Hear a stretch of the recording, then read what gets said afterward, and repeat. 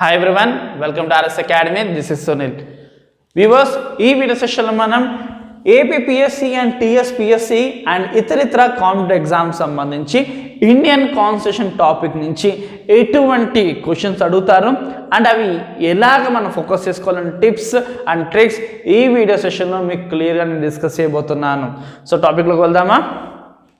So Indian constitution అసలు ఈ మా కాన్స్టిట్యూషన్ అంటే ఏంటి? రాజ్యాంగం.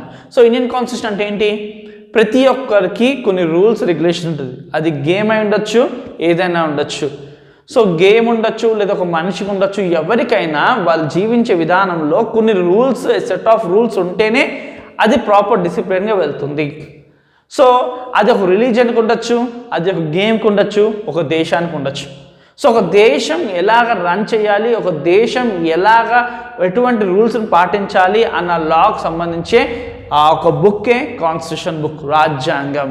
సో రాజ్యం ఎలా నడవాలి, రాజ్యాన్ని ఎలా పరిపాలించాలి అనే ప్రతి చిన్న పాయింట్ నుంచి పెద్ద పాయింట్ దాకా ఆ కాన్స్టిట్యూషన్లోనే రాయబడింది.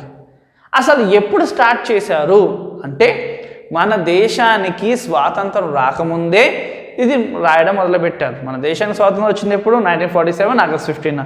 అంతకుముందే అంటే 11 గంటలకి డిసెంబర్ 9th 1946 మొదలు పెట్టడం జరిగింది. కాన్స్టిట్యూంట్ అసెంబ్లీ త్రూ మన దేశ రాజ్యాంగాన్ని మనకి అందించడానికి. సరిగ్గా మొదలుపెట్టిన అంటే 2 years 11 months 18 days తర్వాత ఆ కాన్స్టిట్యూషన్ రాయడం కంప్లీట్ అయ్యింది. సో ఎప్పుడు స్టార్ట్ చేశారు? 11 AM 1946 డిసెంబర్ 9th స్టార్ట్ చేస్తే ఏ రోజు కంప్లీట్ అయింది? నవంబర్ 26, 1949 కంప్లీట్ అయింది. ఈ డేట్ గుర్తుపెట్టుకోండి, అడాప్టెడ్ డేట్. అంటే ఆ రోజు దేశ రాజ్యాంగం రాయడం కంప్లీట్ అయిపోయింది. సో కంప్లీట్ అయింది. సో అందుకే ఈ రోజున కాన్స్టిట్యూషన్ డే కింద సెలబ్రేట్ చేస్తారు ఈనాటికి కూడా. సో ఇండియన్ కాన్స్టిట్యూషన్ డేట్ ఏంటి అంటే నవంబర్ 26, 1949. బికాస్ ఆ రోజు మనకి దేశ రాజ్యాంగం రాయడం కంప్లీట్ అయింది. మనది lengthiest constitution in the world. 2 years 11 months 18 days పట్టిన ఒక దీర్ఘకాలం, చాలా క్లుప్తంగా డీటెయిల్డ్గా మొత్తం రాజ్యాంగం అయితే రాసి మనకి ఇవ్వడం జరిగింది. సో దీన్ని ఎప్పుడు అమల్లోకి తీసుకొచ్చారంటే 26 January 1950 అమల్లోకి వచ్చింది. ఈ రెండు డేట్స్ మీరు గుర్తుపెట్టుకోండి, అడుగుతారు మనకి కాంపిటేటివ్ ఎగ్జామ్స్లోని. నవంబర్ 26, 1949 అడాప్ట్ అయింది అంటే ఫినిష్ అయింది. అండ్ ఎన్ఫోర్స్మెంట్లోకి ఎప్పుడు వచ్చింది, ఎనాక్ట్లోకి ఎప్పుడు వచ్చింది? 26 Jan 1950. సో ఒక 2 days ముందు అంటే January 24th 1950 హిందీలోను ఇంగ్లీష్లోను అప్పటి మెంబర్స్ అందరూ కూడా ఫైనలైజ్ చేసి సంతకం పెట్టిన తర్వాత 26th మనకి ఎన్ఫోర్స్మెంట్లో అయితే రావడం జరిగింది. సో అసలు మొదలు ఎప్పుడు పెట్టారు? December 9th 11 AM 1946. అప్పటి నుంచి 1949 కంప్లీట్. అంటే అరౌండ్ 2 సంవత్సరాల 11 నెలల 18 రోజులు పట్టింది మన దేశ రాజ్యాంగం పూర్తి అవ్వడానికి.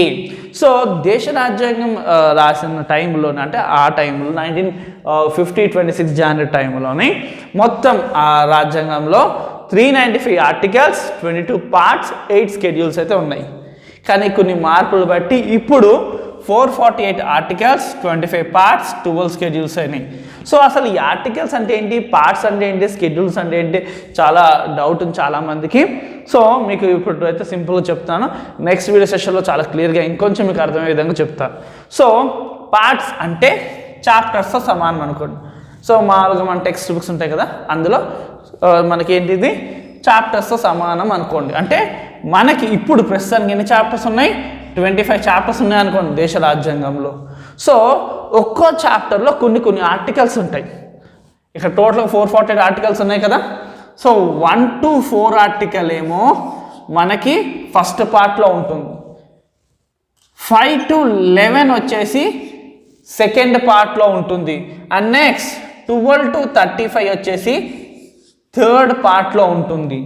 అండ్ ఫోర్త్ పార్ట్లో 35 to 51, 36 to 51 వచ్చి ఫోర్త్ పార్ట్లో ఉంటుంది. అంటే అర్థం ఏంటంటే ఈ ఆర్టికల్స్ అంటే ఏంటి, కాన్సెప్ట్స్ కింద అనుకోండి, టాపిక్స్ కింద అనుకోండి. కొన్ని టాపిక్స్ ఒక్కొక్క చాప్టర్లో పెట్టడం జరిగింది.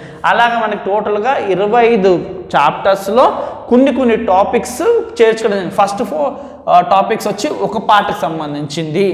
సో నెక్స్ట్ 5 to 11 వచ్చి ఒక టాపిక్ సంబంధించింది.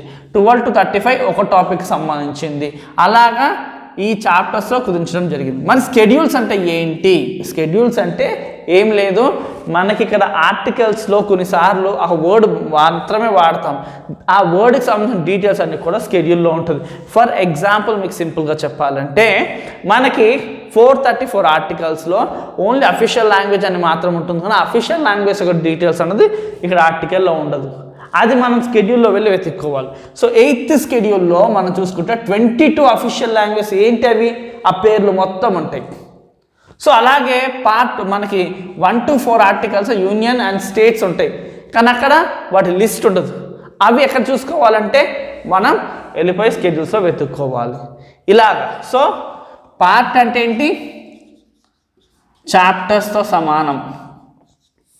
So lesson chapters. ఆర్టికల్స్ అంటే ఏంటి? టాపిక్స్తో సమానం. సో కొన్ని టాపిక్స్ని ఈ చాప్టర్స్ టోటల్ 25 చాప్టర్స్ ప్రస్తుతం ఉన్నాయనుకోండి, ఆ 25 చాప్టర్స్ కొన్ని టాపిక్స్ని పెడతాం.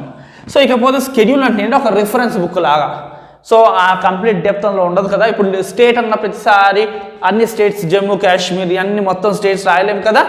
సో ఆ స్టేట్స్ ఏంటి అన్నది లిస్ట్ పక్కన ఉంటుంది. ఆ లిస్టే ఈ స్కెడ్యూల్. ఈ 12 స్కెడ్యూల్స్లో ఇంపార్టెంట్ స్కెడ్యూల్స్ మనకి ఎగ్జామ్ పాయింట్ ఆఫ్ వ్యూ అడిగే స్కెడ్యూల్స్ ఏంటంటే 7th schedule, 8th schedule, 11th schedule, 12th, 10th. ఈ స్కెడ్యూల్స్ ఎక్కువగా మనకి కాంపిటేటివ్ ఎగ్జామ్స్లో ఆడడం జరుగుతుంది. సో 7th స్కెడ్యూల్లో 3 లెజిస్లేటివ్ లిస్ట్ ఉంటుంది, స్టేట్ లిస్ట్, ఇంకా union list and concurrent list. State list అంటే ఇండివిజువల్ స్టేట్స్ సంబంధించి, యూనియన్ లిస్ట్ అంటే సెంట్రల్ గవర్నమెంట్ సంబంధించి, కాన్కరెంట్ అంటే రెండిట్లకి లాభదాయకంగా ఈ సబ్జెక్ట్ ఏదైతే సబ్జెక్ట్ స్టేట్కి ఇటు యూనియన్కి రెండిట్లకి కలగలిపి ఉంటుందో అలాంటి లిస్ట్ కాన్కరెంట్ లిస్ట్లో ఉంటుంది. అది ఆ 3 లెజిస్లేటివ్ లిస్ట్ సంబంధించి 7th స్కెడ్యూల్లో మనకు ఉంటుంది. దాని బేస్డ్ ఆన్ మన క్వశ్చన్ అడుగుతారు. సో స్టేట్ లిస్ట్లో ఏమొస్తుంది, సెంట్రల్ లిస్ట్లో ఏమొస్తుంది, యూనియన్ లిస్ట్లో ఏమొస్తుంది, కాన్కరెంట్ లిస్ట్లో ఏమొస్తుంది అని డీటెయిల్స్ మనం చూసుకోవాల్సి ఉంటుంది. సో అవి మెల్లగా నెక్స్ట్ క్లాసెస్ చూద్దాం. ఇకపోతే 8th స్కెడ్యూల్లో 22 అఫీషియల్ లాంగ్వేజ్. ఏ స్కెడ్యూల్ లాంగ్వేజెస్కి సంబంధించి ఉంది అని క్వశ్చన్ వస్తుంది. అది 8th స్కెడ్యూల్ అని మీరు ఆప్షన్స్ ఐడెంటిఫై చేసుకోవాల్సి ఉంటుంది. ఇకపోతే మనకి పంచాయత్స్ కోసం, మున్సిపాలిటీస్ కోసం ఎక్కువ క్వశ్చన్స్ అడుగుతారు. పర్టికులర్గా పంచాయత్స్ మీద ఎక్కువ క్వశ్చన్స్ అడగడం అయితే జరిగింది. సో 11th స్కెడ్యూల్ని మనం క్లియర్గా చూసుకోవాలి. ఇకపోతే 10th స్కెడ్యూల్ వచ్చి యాంటీ డిఫెక్షన్ లా. సో మనం ఏదైనా మెంబర్ని డిస్క్వాలిఫై చేసే హక్కు మనకి 10th schedule anti defection law అయితే మనకి ఇవ్వడం జరిగింది. సో ఇది మనకి ఆర్టికల్స్, పార్ట్స్ అండ్ స్కెడ్యూల్ సంబంధించి. అండ్ ఇకపోతే India is a sovereign, socialist and secular democratic republic. So మనకి దేశ రాజ్యాంగంలో ఇండియాని ఎలా డిస్క్రైబ్ చేయబడిందంటే ఈ టర్మ్స్ వాడడం జరిగింది. సో అందుకే ఈ టర్మ్స్ స్పెషల్గా మీకు చూపిస్తున్నాను. ఈ టర్మ్స్ బేస్డ్ అని కూడా అడగడం జరుగుతుంది. Sovereign, socialist, secular, democratic republic. ఈ 2 రెడ్ స్కెచ్లు ఎందుకు పెట్టానంటే ఈ 2 కూడా మనకి దేశం రాజ్యాంగం తయారైన సమయంలో ఈ 2 వర్డ్స్ లేవు. తర్వాత వీటిని చేర్చడం జరిగింది. మొదట్లో సోవరెన్ డెమోక్రటిక్ రిపబ్లిక్ మాత్రమే ఉండేది. 42nd అమెండ్మెంట్ కింద 1976లోనే మనకి సోషలిస్ట్ అండ్ సెక్యులర్ని 2 పదాలని యాడ్ చేయడం జరిగింది. సో సోవరెన్ అంటే ఏంటి? సార్వభౌమ అధికారాన్ని కలిగి ఉండడం, అంటే ఒక దేశం తనకు తానే ఉండడం, ఎవరి కింద ఉండకుండా, ఎటువంటి ఎక్స్టర్నల్ ఫోర్స్ కింద ఉండకపోవడాన్ని సోవరెన్ అని అనడం జరుగుతుంది.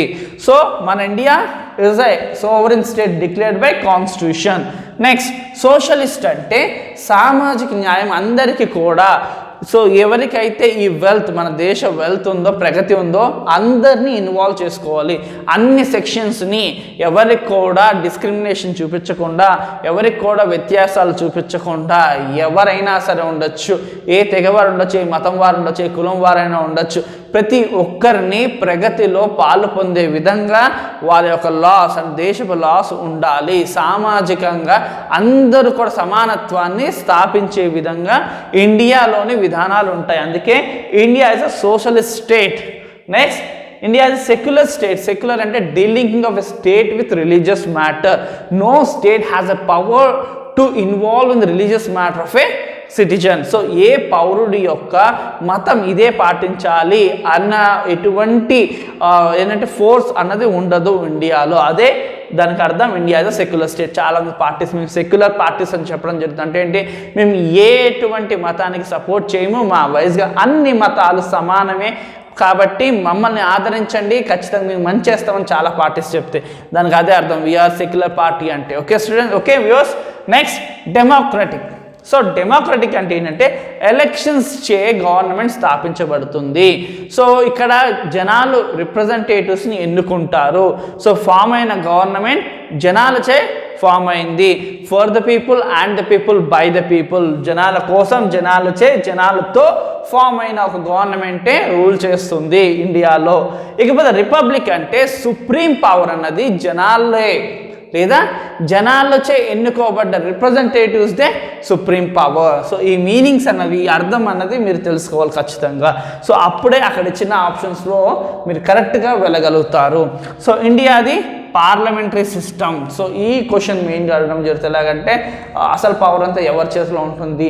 ప్రెసిడెంట్ చేతిలోనా, ప్రైమ్ మినిస్టర్ చేతిలోనా? ప్రైమ్ మినిస్టర్ చేతిలోనే, పిఎం చేతిలోనే పవర్ మొత్తం ఉంటుంది. మనదేంటి parliamentary system. Example for parliamentary system nations అంటే మనది వస్తుంది. అదే ఎగ్జాంపుల్ ఫర్ ప్రెసిడెంట్ సిస్టమ్ అంటే అమెరికా వస్తుంది.